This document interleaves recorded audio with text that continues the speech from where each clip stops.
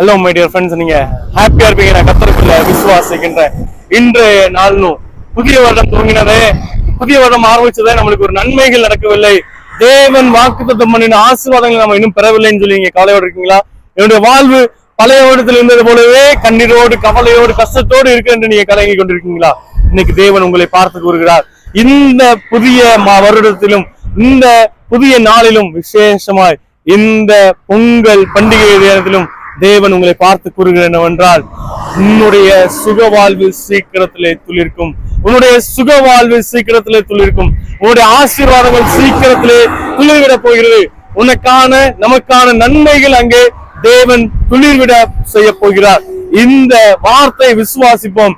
தேவன் நம்முடைய வாழ்விலே ஆசீர்வாதங்களை தர ஆரம்பிக்க போகிறார். நம்முடைய வாழ்விலே தேவன் அவருடைய ஆசீர்வாதத்தை கட்டளையிட அங்கே துவங்கி விட்டார் என்பதை உணர்ந்தவர்களாய் இந்த நாளை துவக்கம்.